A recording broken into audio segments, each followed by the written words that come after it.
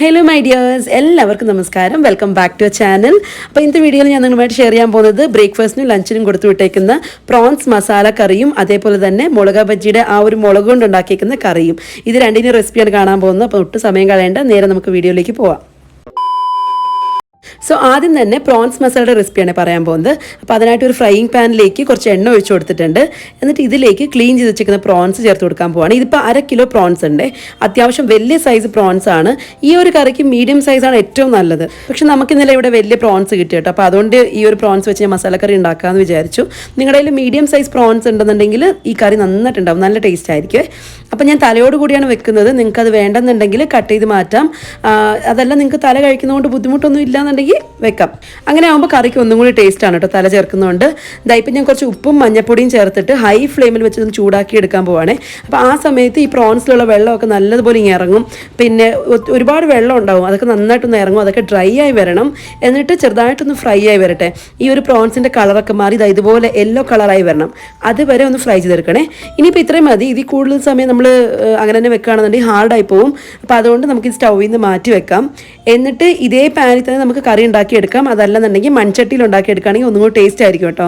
പക്ഷെ ഞാൻ already fry ചെയ്ത എണ്ണ ഇതിലുള്ളത് കൊണ്ട് ഞാൻ ഈ പാനിൽ തന്നെയാണ് കറി ഉണ്ടാക്കിയെടുക്കുന്നത്. അപ്പോൾ ആ ഒരു എണ്ണയിൽ തന്നെ കുറച്ചും കൂടി എണ്ണ ഒഴിച്ചു കൊടുത്തു, കുറച്ച് മാത്രം. എന്നിട്ട് 3-4 പച്ചമുളക് ചേർത്ത് കൊടുത്തിട്ടുണ്ട്. ഇതുപോലെ നീളത്തിൽ അരിഞ്ഞിട്ടാണ് ചേർത്ത് കൊടുത്തേക്കുന്നത്. അതൊന്ന് മൂപ്പിച്ചെടുക്കണം. ഞാൻ ഉപയോഗിച്ചേക്കുന്നത് സൺഫ്ലവർ ഓയിലാണ് കേട്ടോ, വെളിച്ചെണ്ണയല്ല. നിങ്ങൾക്ക് വേണമെന്നുണ്ടെങ്കിൽ വെളിച്ചെണ്ണയിൽ ഉണ്ടാക്കിയെടുക്കാം കറി, നല്ല ടേസ്റ്റ് ആയിരിക്കും. ഇനി ഇതിലോട്ട് ഉള്ളി ചേർത്ത് കൊടുക്കാം. മീഡിയം സൈസിലുള്ള 3 ഉള്ളിയാണ് എടുത്തേക്കുന്നത്. ചെറുതായിട്ട് അരിഞ്ഞാണ് ചേർത്ത് കൊടുത്തേക്കുന്നത്. നിങ്ങൾ വലിയ ഉള്ളി എടുക്കുന്നെങ്കിൽ 2 മതിയാവും. ഇതിപ്പോൾ മീഡിയം സൈസിലുള്ളതായതുകൊണ്ട് ഞാൻ 3 എടുത്തിട്ടുണ്ട്. എന്നിട്ട് ആവശ്യത്തിന് ഉപ്പും ചേർത്തിട്ട് നന്നായിട്ടൊന്ന് വഴറ്റിയെടുക്കണം. ഈ ഉള്ളിയുടെ കളറൊക്കെ അത്യാവശ്യം നന്നായിട്ടൊന്ന് മാറി നല്ലതായിട്ടൊന്ന് വാടി വരണം. അതുവരെ ഒന്ന് വഴറ്റിയെടുക്കണം. ഇത് അടച്ചു വെച്ച് വേവിക്കുകയാണെങ്കിൽ പെട്ടെന്ന് വെന്ത് കിട്ടിക്കോളും. പിന്നെ തുറന്ന് വെച്ചൊന്ന് വഴറ്റിയെടുത്താൽ മാത്രം മതി. ഇപ്പം ഈ ഒരു കളർ മതിയാവും. അത്യാവശ്യം പിങ്കായി വന്നിട്ടുണ്ട്. ഈ സമയത്ത് നമുക്കിതിലേക്ക് ജിഞ്ചർ ഗാർലിക് പേസ്റ്റ് ചേർത്ത് കൊടുക്കണം. നിങ്ങൾക്ക് വേണമെന്നുണ്ടെങ്കിൽ ഇഞ്ചിയും വെളുത്തുള്ളിയും ചതച്ചിട്ട് ചേർത്ത് കൊടുക്കാം. അതല്ല പേസ്റ്റായിട്ടാണ് ചേർത്ത് കൊടുക്കുന്നതെങ്കിൽ 2 ടീസ്പൂൺ പേസ്റ്റ് ചേർത്ത് കൊടുക്കാം. എന്നിട്ട് ഈ പേസ്റ്റിൻ്റെ പച്ചമണം മാറുന്നവരെ നന്നായിട്ടൊന്ന് വഴറ്റിയെടുക്കണേ. തീ മീഡിയം ഫ്ലെയിമിൽ വെച്ചിട്ട് വേണം ചെയ്യാനായിട്ട്, അല്ലെന്നുണ്ടെങ്കിൽ കരിഞ്ഞു പോവും. അപ്പോൾ അതുകൊണ്ട് മീഡിയം ഫ്ലെയിമിൽ വെച്ചിട്ട് നന്നായിട്ടൊന്ന് വഴറ്റിയെടുക്കുക. ഒരു 2-3 മിനിറ്റ് ഒന്നും കൂടി ഒന്ന് വഴറ്റിയെടുക്കുകയാണെങ്കിൽ ഈ ഒരു റോ സ്മെല്ല് പോകും. ആ സമയത്ത് നമുക്കിതിലേക്ക് പൊടികളൊക്കെ ചേർത്ത് കൊടുക്കണം. ഞാനിവിടെ 1/4 ടീസ്പൂൺ മഞ്ഞൾപ്പൊടി ചേർത്ത് കൊടുത്തിട്ടുണ്ട്. പിന്നെ 1 ടീസ്പൂൺ എരിവുള്ള മുളക് പൊടിയും 1 ടീസ്പൂൺ കാശ്മീരി റെഡ് ചില്ലി പൗഡറും ചേർത്ത് കൊടുത്തിട്ടുണ്ട്. പിന്നെ 2 ടീസ്പൂൺ മല്ലിപ്പൊടി ചേർത്ത് കൊടുത്തു. അത് കഴിഞ്ഞ് ഒരു 1/4 ടീസ്പൂൺ ജീരകപ്പൊടി ചേർത്ത് കൊടുത്തിട്ടുണ്ട്. ജീരകം വറുത്ത് പൊടിച്ച പൊടിയാണ്. അപ്പോൾ അതും കൂടി ചേർത്തതിന് ശേഷം ഇതെല്ലാം നന്നായിട്ടൊന്ന് ഇളക്കിയിട്ട് ഈ പൊടികളുടെ പച്ചമണം മാറുന്നവരെ നന്നായിട്ടൊന്ന് വഴറ്റിയെടുക്കണം കേട്ടോ. അല്ലെന്നുണ്ടെങ്കിൽ ഭയങ്കരമായിട്ട് കുത്തലുണ്ടാവും. അപ്പോൾ അതുകൊണ്ട് നന്നായിട്ടൊന്ന് വഴറ്റിയെടുക്കുക. ഇനി ഇതിലോട്ട് തക്കാളി ചേർത്ത് കൊടുക്കണം. നിങ്ങൾക്ക് തക്കാളി അരിഞ്ഞിട്ട്, അതായത് വളരെ ചെറുതായിട്ട് അരിഞ്ഞിട്ട് ചേർത്ത് കൊടുക്കാൻ പറ്റുമെങ്കിൽ അങ്ങനെ ചേർത്ത് കൊടുക്കാം. അതല്ലാന്നുണ്ടെങ്കിൽ തക്കാളി അരച്ച് ചേർത്ത് കൊടുക്കാം. അതാകുമ്പോൾ കറിക്ക് ഒരു കളറും കിട്ടും.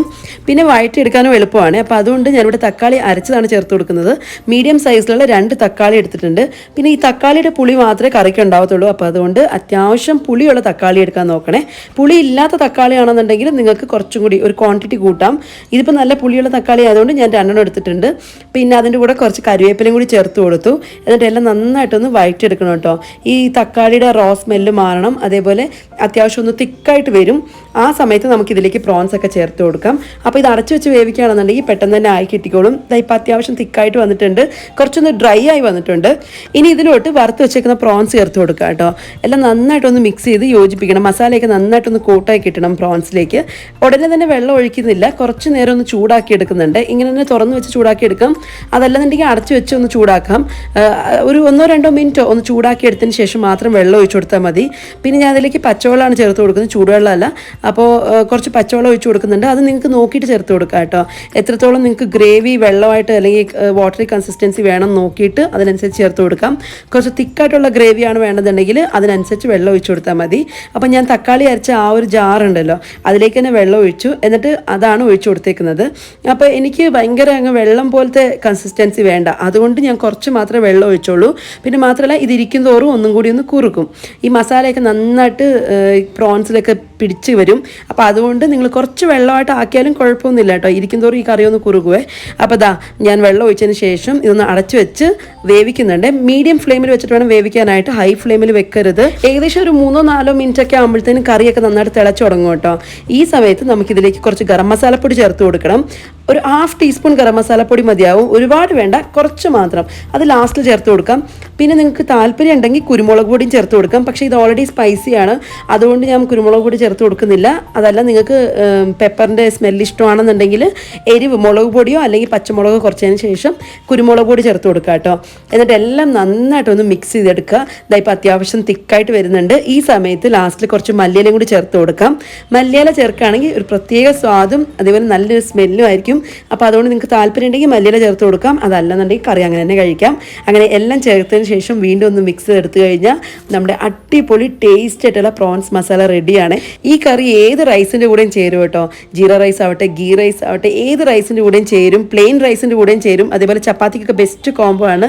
അപ്പോൾ എല്ലാവരും ഒന്ന് ട്രൈ ചെയ്ത് നോക്കുക. ട്രൈ ചെയ്യുകയാണെങ്കിൽ ഫീഡ്ബാക്ക് അറിയിക്കാൻ മറക്കല്ലേ. ഇനി അടുത്തായിട്ട് ബജ്ജിക്കൊക്കെ ഉപയോഗിക്കുന്ന മുളകില്ലേ, ആ ഒരു മുളക് കൊണ്ട് ഉണ്ടാക്കിക്കുന്ന കറിയുടെ റെസിപ്പിയാണ് പറയാൻ പോകുന്നത്. അപ്പോൾ അതിനായിട്ട് കടായിലേക്ക് എണ്ണ ഒഴിച്ചു കൊടുത്തിട്ടുണ്ട്. ഞാൻ സൺഫ്ലവർ ഓയിലാണ് യൂസ് ചെയ്തിരിക്കുന്നത്.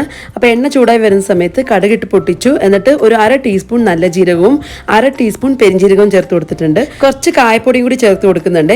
പിന്നെ ജീരകം ഒന്നും കരിയാതെ നോക്കണം. അപ്പോൾ അതുകൊണ്ട് ലോ ഫ്ലെയിമിൽ വെച്ചിട്ട് വേണം ഇതെല്ലാം ചെയ്യാനായിട്ട്. ഒരു 5-8 വെളുത്തുള്ളി ചേർത്ത് കൊടുത്തിട്ടുണ്ട്. വെളുത്തുള്ളി ചെറുതായിട്ട് അരിഞ്ഞാണ് ചേർത്ത് കൊടുത്തേക്കുന്നത്. പക്ഷേ നിങ്ങൾക്ക് നോർമലായിട്ട് ഇട്ട് കൊടുക്കാം, അതായത് സ്പ്ലിറ്റ് ചെയ്തിട്ട് അങ്ങനെ തന്നെ ഇട്ട് കൊടുക്കാം. ഞാനിവിടെ ചെറുതായിട്ട് അരിഞ്ഞ് ചേർത്ത് കൊടുത്തിട്ടുണ്ട്. ഇനി ആ വെളുത്തുള്ളി ഒന്ന് ചെറുതായിട്ട് മൂത്ത് വരുന്ന സമയത്ത് ഇതിലേക്ക് നമ്മുടെ മുളക് ബജ്ജി ഇല്ലേ, അതിങ്ങനെ കട്ട് ചെയ്തിട്ട് ചേർത്ത് കൊടുക്കുന്നുണ്ട്. പിന്നെ നിങ്ങൾക്ക് എരിവ് ഒഴിവാക്കണമെന്നുണ്ടെങ്കിൽ ഇതിൻ്റെ കുരു കംപ്ലീറ്റ് ആയിട്ട് കളയണം കേട്ടോ. നല്ല മൂത്ത മുളകൊക്കെ ആണെന്നുണ്ടെങ്കിൽ അതിൻ്റെ കുരു കംപ്ലീറ്റ്ലി കളയണം. അതേസമയം ചെറിയ മുളകാണെന്നുണ്ടെങ്കിൽ കുഴപ്പമൊന്നുമില്ല, അതിനത് അത്ര എരിവൊന്നുമില്ല. പക്ഷേ എരിവ് കംപ്ലീറ്റ്ലി ഒഴിവാക്കണമെന്നുണ്ടെങ്കിൽ എന്തായാലും അതിൻ്റെ സീഡ്സ് കംപ്ലീറ്റ്ലി കളയണേ, അത് ഞാൻ എടുത്ത് പറയുന്നുണ്ട്. പിന്നെ ഇത് മൂത്ത മുളകല്ല, അതുകൊണ്ട് കുഴപ്പമില്ല. അതേസമയം നിങ്ങൾക്ക് വലിയ മുളക് കിട്ടുന്നുണ്ടെങ്കിൽ അതിൻ്റെ കുരുവൊക്കെ കളഞ്ഞിട്ട് വേണം ചെയ്യാനായിട്ട്.